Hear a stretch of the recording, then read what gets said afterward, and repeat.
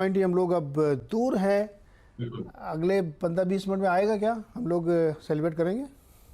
बिल्कुल, नमस्कार नीरज जी। तो बिल्कुल उम्मीद है कि नया हाई आज बिल्कुल देख लेंगे, क्योंकि जिस तरह बैंक निफ्टी, निफ्टी आईटी, जितने भी इंडाइसेस हैं, सेक्टरल इंडाइसेस हैं, वो परफॉर्म कर रहे हैं। और स्पेशली बैंक निफ्टी ने, जिसने एक हर्डल था 21,550 का, उसको ब्रीच किया है। तो अब तो आप शायद 21,600 और उसके ऊपर 650 तक के स्तर 1 से 2 दिनों में ही देख लेंगे। तो बिल्कुल अभी भी खरीदारी करने की राय रहेगी। अगर आप एक ट्रेडर हैं और स्टॉप लॉस रख सकते हैं, तो अभी भी खरीदारी करिए। आपको स्टॉप लॉस 21,510 के लगाने हैं और 21,650 से लेकर 21,700 के आपको टारगेट सेट करने हैं। ओके, 21,700 तक के लक्ष्य के लिए आप इस पर अप्रोच कर सकते हैं। और देखिए 21,580 हो गया है और हम लोग 2 कदम, आप सिर्फ 13 पॉइंट बाकी है। 14 पॉइंट, 13 पॉइंट, और मुझे लगता है कि ये बहुत जल्द 13-14 पॉइंट हम कवर करते दिखेंगे। और इसी शो में अनुज हमारे साथ रहेंगे और हम लोग इसी शो में न्यू हाई सेलिब्रेट करेंगे, नया हाई बनाएंगे। चलिए इस बीच फटाफट सवाल भी लेते रहते हैं, तमाम सारे सवाल। मानस, पहला सवाल आ रहा है BHEL पर। उनका कहना है कि ये इन्होंने 130 रुपये पे ख़रीदा था और इस वक्त भाव चल रहा है 184 रुपये 50 पैसे। क्या ये होल्ड करें या प्रॉफिट बुक करें?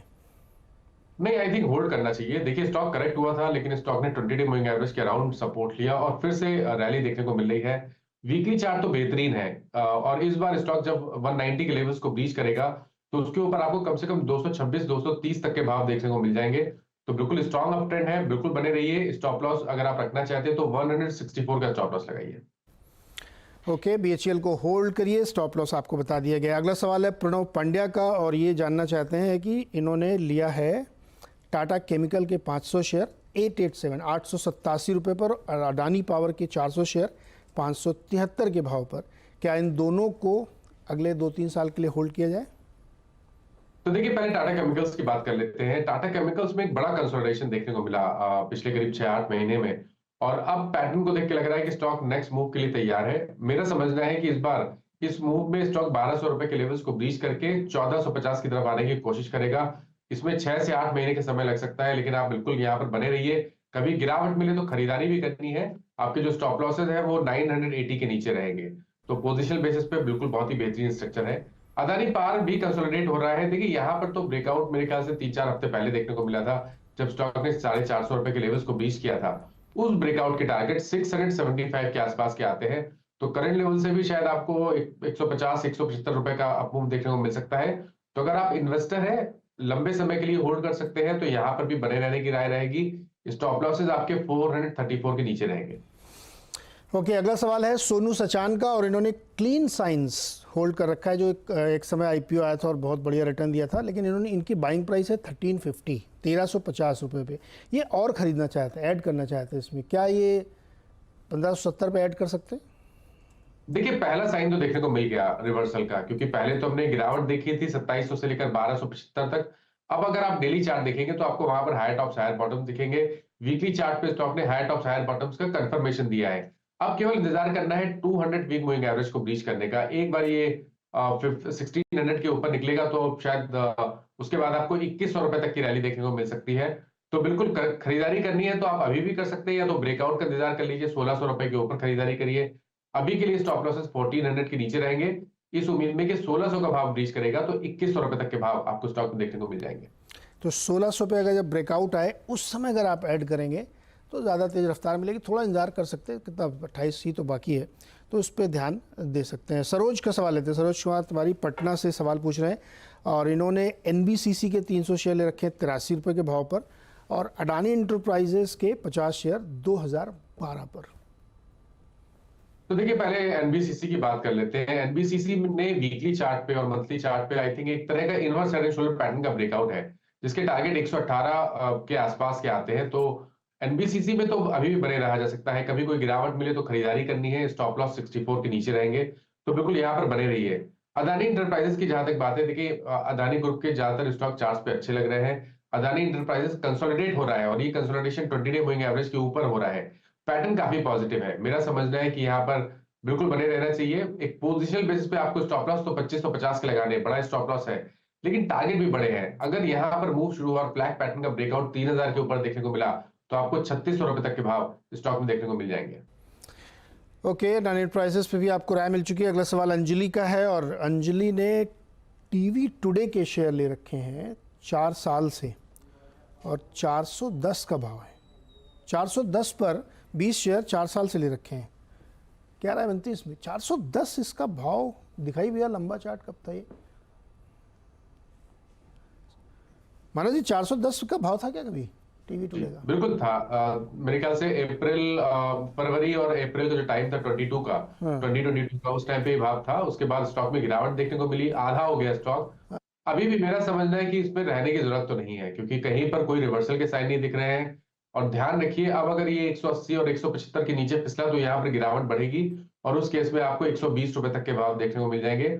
और अब मेरे हिसाब से यहाँ पर स्ट्रेंथ तभी बनेगी जब स्टॉक 240 के लेवल्स को ब्रीच करेगा। ऑलरेडी आपने अच्छा खासा लॉस देख लिया है। मेरा मानना यह है कि फिलहाल के लिए एक बार निकल जाइए, लॉस बुक कर लीजिए और खरीदारी फिर से अगर 240 का लेवल ब्रेक करेगा तो फिर से खरीदारी करिएगा, क्योंकि 240 के ऊपर आपको 340 तक के भाव देखने को मिल जाएंगे। तो आई थिंक वो बेहतर स्ट्रेटेजी है। आपको रिस्क 25 रुपए का रिस्क है एक तरह से, 240 के ऊपर फिर से खरीदारी करनी है। 215 का भाव चल रहा है, आई थिंक एक बार निकलना बेहतर रहेगा।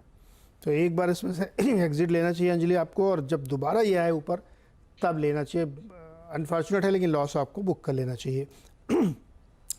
प्रवीण का सवाल है, LIC के 1100 शेयर 790 पर ले रखे हैं।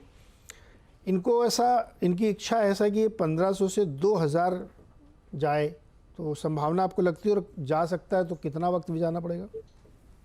देखिए, टेक्निकली बड़े टारगेट देना थोड़ा मुश्किल है, क्योंकि बहुत ज्यादा हिस्ट्री नहीं है स्टॉक की। लेकिन शॉर्ट टर्म चार्ट्स पे या तो मीडियम टर्म चार्ट से बोले तो वो बेहतर लग रहे हैं। अब स्टॉक मेरे ख्याल से कंसोलिडेशन देने के बाद एक फिर से 820 रुपए के ऊपर ब्रेकआउट दिखा सकता है। और उसके बाद अगर 820 के ऊपर निकलेगा तो कम से कम 950 रुपए तक के भाव देखने को मिलेंगे। तो स्टेप बाय स्टेप चलिए। फिलहाल के लिए अपनी पोजीशन में बने रहिए। 720 रुपए के नीचे आपको स्टॉप लॉस लगाना है, इस उम्मीद में कि कम से कम 950 रुपए तक के भाव देखने को मिलेंगे। उसके ऊपर निकलेगा तो फिर वहां पर आप फिर से एक बार रिव्यू कर लीजिएगा स्टॉक को, क्योंकि अगर उसके ऊपर निकलेगा तो जो टेक्निकल टारगेट है वो 1050 से लेकर 1100 रुपए की रेंज में आ सकते हैं। बट फिलहाल के लिए आपको टारगेट 950 के सेट करने हो, 720 का स्टॉप लॉस लगाना है। इंटरेस्टिंग। अच्छा, विवेक जैन का सवाल लेते हैं। इन्होंने 2-3 सवाल पूछ लिए एक साथ।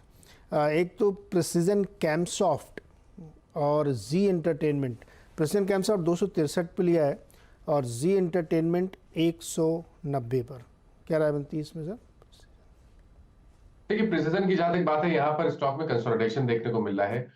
इंपॉर्टेंट ये है कि देखिए, ये कंसोलिडेशन में स्टॉक ने मेरे ख्याल से 225 के नीचे के भाव दिखाए नहीं है।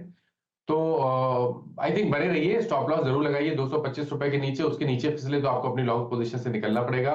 ऊपर की तरफ 260-65 का लेवल ब्रीच होगा तभी आपको नेक्स्ट मूव देखने को मिलेगा, उसमें 310 तक के भाव देखने को मिलेंगे। दूसरा स्टॉक मैंने इसमें प्लीज रिपीट कर दीजिए। ओके, लक्ष्मी बिष्ट जी का सवाल है। इन्होंने पूछा था दूसरा सर, जी एंटरटेनमेंट।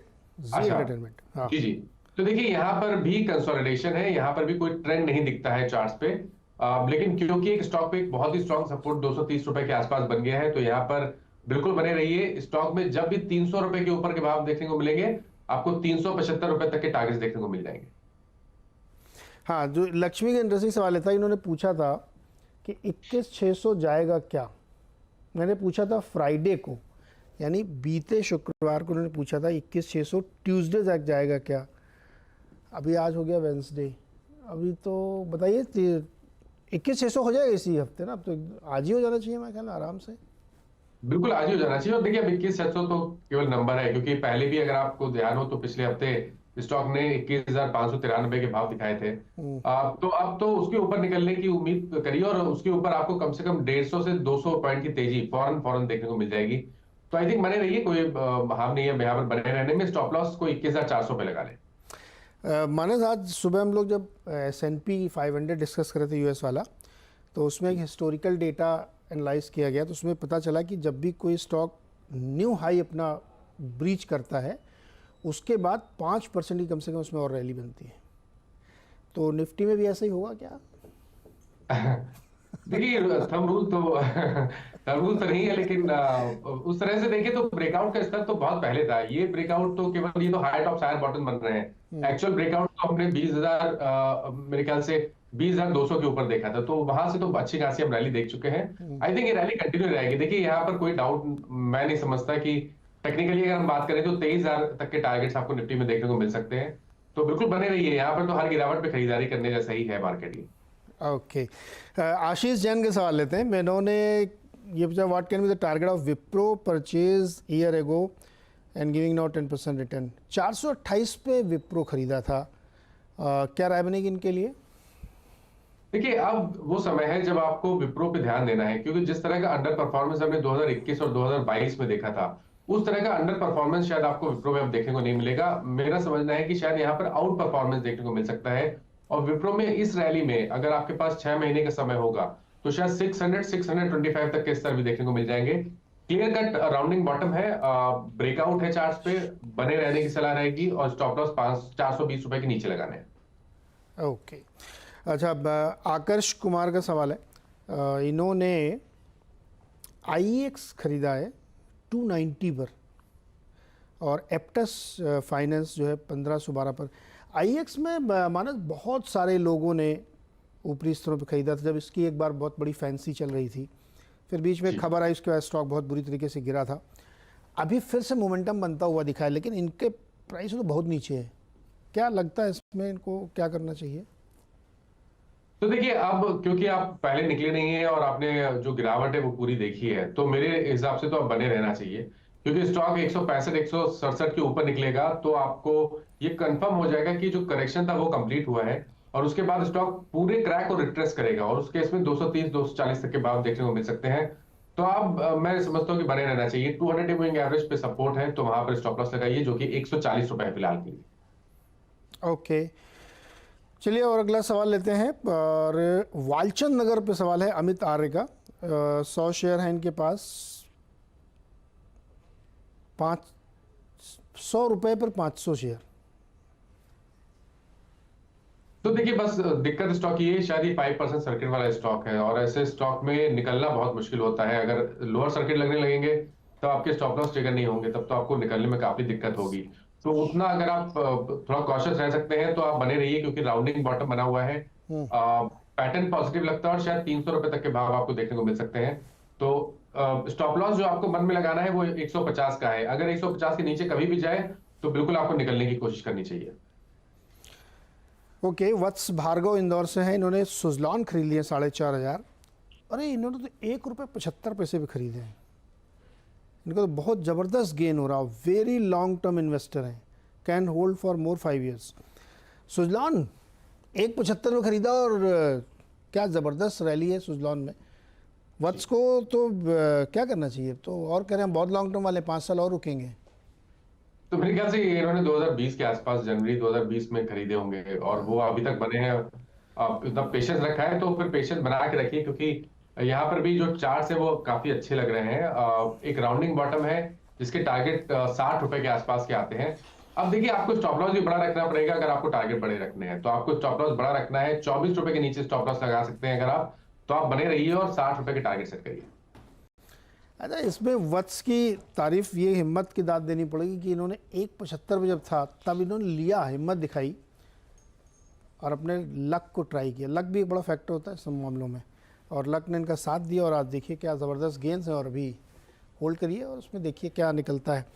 अच्छा, अगला सवाल है रजत सेठ का, और ये रिलायंस पे सवाल पूछना चाहते हैं। इनके पास 200 शेयर है रिलायंस के 2600 के रेट से, और ये बहुत बड़े टारगेट लेके चल रहे हैं।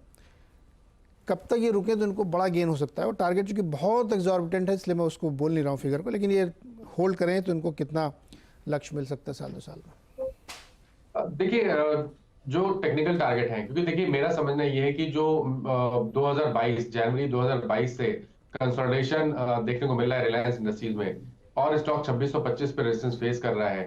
अब कहीं ना कहीं एक समय आ गया है जब शायद यहाँ पर आपको ब्रेकआउट देखने को मिलेगा, और जब भी 2625 के ऊपर के भाव देखने को मिलेंगे, जब ब्रेकआउट आपको रिलायंस में देखने को मिलेगा, उसके बाद करीब करीब 700 से 800 रुपए की रैली देखने को मिलेगी।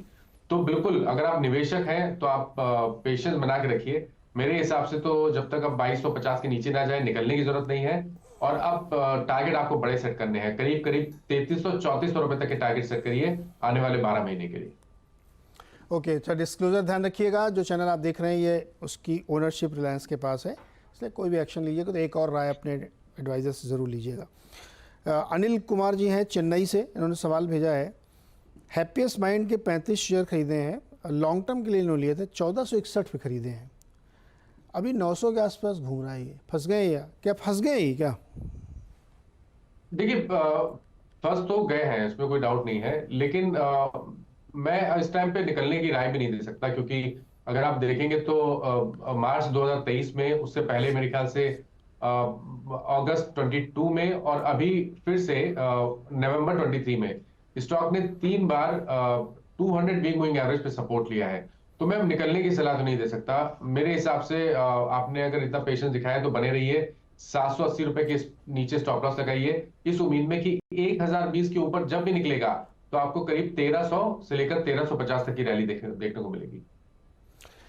ये माना जाए बड़ा क्लासिक एग्जाम्पल है कि जब ये ध्यान है बहुत नीचे इसका आईपीओ आया था, उसके बाद ये बेइंतहा चला, रुका ही नहीं, 1400-1500 रुपये तक गया, और उसके बाद ये बहुत लंबे समय से इसी रेंज में घूम रहा है, चल नहीं रहा है। ये बिल्कुल वैसा एग्जाम्पल है कि देखिए टाइम या शेयर चलने का या रिटर्न बनाने का एक समय होता है कि 2 साल 3 साल में पैसा कितना बन रहा है, लेकिन अगर आप एक ही साल में 1.5 साल में इतना मल्टीबैगर हो जाएगा तो वो टाइम करेक्शन लेगा। कंपनी अच्छी, कोई दिक्कत नहीं उसमें, अब वो टाइम करेक्शन कितना लंबा हो सकता है, ये बहुत सारे आजकल के आईपीओ में भी अप्लाई होता है। इसलिए बार बार हम लोग कहते हैं ये ध्यान रखिएगा कि ऐसा ना कि आप दिन में एक ही बार में सुबह इतना ज़्यादा खाना खा लीजिए तो फिर रात तक आपको उसी को डाइजेस्ट करना पड़ेगा, फिर आप बार बार नहीं खा सकते उसको। यही हाल हैप्पीएस्ट माइंड के साथ हो रहा है इस समय, तो वो आप ध्यान रखिएगा। लेकिन हाँ, टेक्निकली होल्ड करिए इसको, नए टारगेट आएंगे तो फिर वहाँ पे रिव्यू करेंगे इसको एक बार। आरपी श्रीवास्तव जी टेक महिंद्रा लेके बैठे हैं 1650 पे 81 शेयर, क्या राय इनके लिए? देखिए दो ऑप्शन है, या तो आप टेक महिंद्रा पे बने रहिए, स्टॉप लॉस को 1140 के नीचे लगाइए और टारगेट 1500 रुपए के सेट करके चलिए, और या तो इस पोजीशन से निकल के इन्फोसिस या तो विप्रो में आप शिफ्ट हो जाइए। मेरे हिसाब से इन्फोसिस और विप्रो ये दो ऐसे स्टॉक है जो आउट परफॉर्म कर सकते हैं अगर इस बार आईटी में हमें रैली देखने को मिलेगी तो। अगर आप टेक महिंद्रा में बने रहना चाहते हैं तो जैसे मैंने पहले बोला कि स्टॉप लॉस को लगाइए 1150 के नीचे, पोजीशन बने रहिए, 1350 के ऊपर 1500 1525 तक किस तरह देखने को मिलेंगे, तो आपकी चॉइस है। अगर आप बने रहना चाहते हैं तो स्टॉप लॉस लगा के आप बने रह सकते हैं स्टॉक। ओके, अगर होल्ड करना है तो 1140 का स्टॉप लॉस लगाइएगा टेक महिंद्रा में, टारगेट 1500 तक के इसमें आ सकते हैं, और होल्ड करना चाहे तो आप कर सकते हैं। एक छोटा सा ब्रेक लेते हैं यहाँ पे, और उसके बाद लौटेंगे तो फिर कुछ और सवाल लेंगे।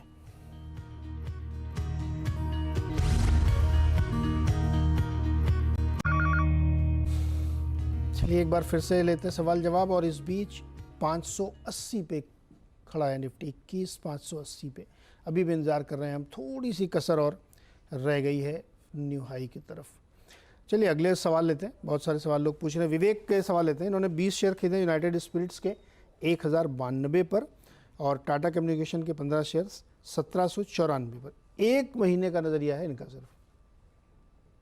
ओके तो देखिए मैकडॉनल्ड्स की जहां तक बात है, यहाँ पर आप बने रहिए, स्टॉक में कंसोलिडेशन है, 1 महीने का टाइम फ्रेम है, तो आपके जो स्टॉप लॉसेस हैं वो 1055 के नीचे रहेंगे, और आपके जो टारगेट है वो 1130 के रहेंगे। टाटा कम्युनिकेशन में मेरे हिसाब देखिए यहाँ पर ट्रेंड नहीं दिखता है, तो मेरी राय तो रहेगी कि कभी कोई उछाल मिले तो यहाँ पर निकलने की कोशिश करिए, बट एक बहुत पास एक स्टॉप लॉस लगा के रखिए 1710 का, 1710 के नीचे जाए तो यहाँ पर निकलना पड़ेगा आपको। 1710 के नीचे जाए तो यहाँ से निकलना पड़ेगा। वीरेश्वर पूछना चाहते हैं कि पॉली कैप में करंट लेवल पर क्या करना चाहिए, लॉन्ग कर सकते हैं क्या जैन सीरीज के लिए? ओके तो जैन सीरीज की अगर बात हो रही है तो मैं बोलूंगा कि थोड़ा वेट कर लीजिए, जब ब्रेकआउट 5530 के ऊपर आपको ब्रेकआउट देखने को मिले, 5530 के ऊपर ब्रेकआउट देखने को मिले, तभी यहाँ पर खरीदारी करिए, क्योंकि स्टॉक 20 मूविंग एवरेज के नीचे पिछले 2 या 3 सेशन से ट्रेड कर रहा है।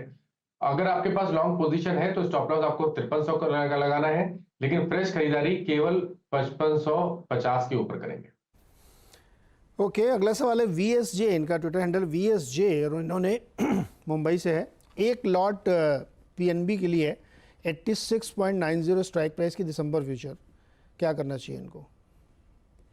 तो दिसंबर फ्यूचर के हैं तो मतलब एक्चुअली 2 ही दिन है हाथ में, तो बिल्कुल पास में स्टॉप लॉस लगाइए, 88 रुपीज के स्टॉप लॉस से आप PNB में बने रहिए। देखिए आज PSU बैंकिंग में स्ट्रेंथ डेफिनेटली है, और PNB भी कंसोलिडेट हो रहा है, यहाँ पर वीकनेस कहीं नहीं है, और जब भी ये अगर आज ये 90 रुपीज 75 पैसे के ऊपर निकलेगा तो आपको 93 रुपीज तक के भाव कल तक देखने को मिल जाएंगे।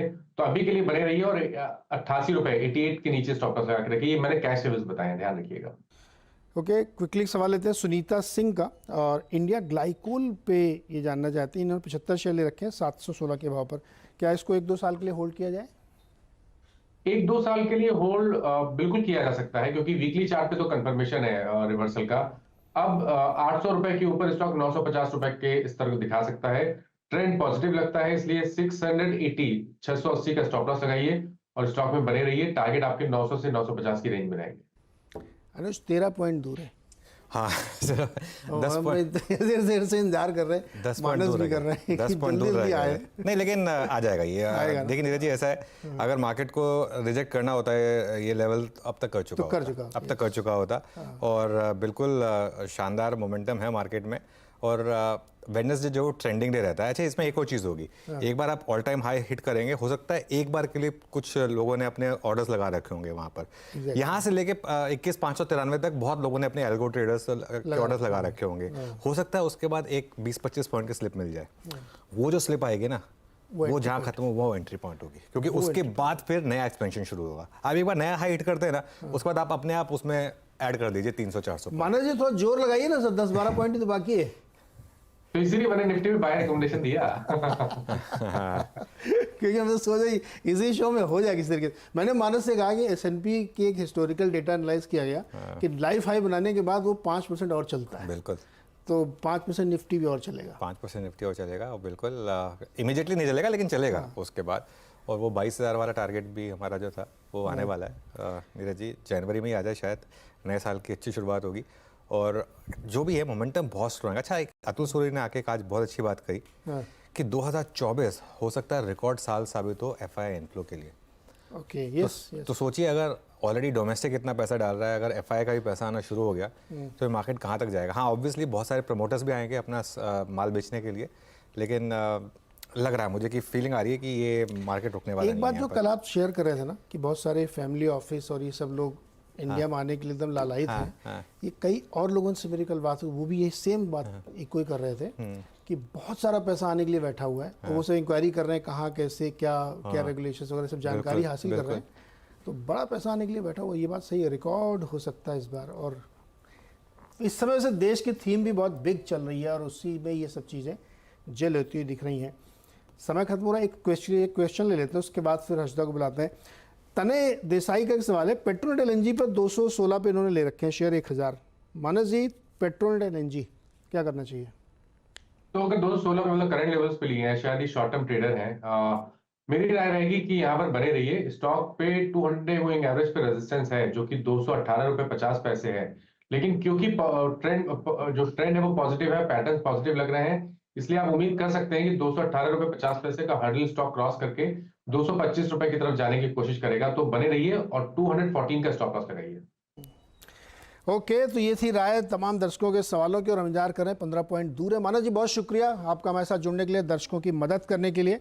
और बहुत छोटा सा एक ब्रेक लेते हैं, आप कहीं मत जाइएगा क्योंकि न्यू हाई का सेलिब्रेशन हम यहीं पे करेंगे। बहुत छोटे से ब्रेक के बाद तुरंत लौटते हैं। बता दें कि मनी कंट्रोल पर दिए गए विचार एक्सपर्ट्स के अपने निजी विचार होते हैं। वेबसाइट या मैनेजमेंट इसके लिए उत्तरदायी नहीं है। यूजर्स को मनी कंट्रोल की सलाह है कि कोई भी निवेश निर्णय लेने से पहले सर्टिफाइड एक्सपर्ट की सलाह लें।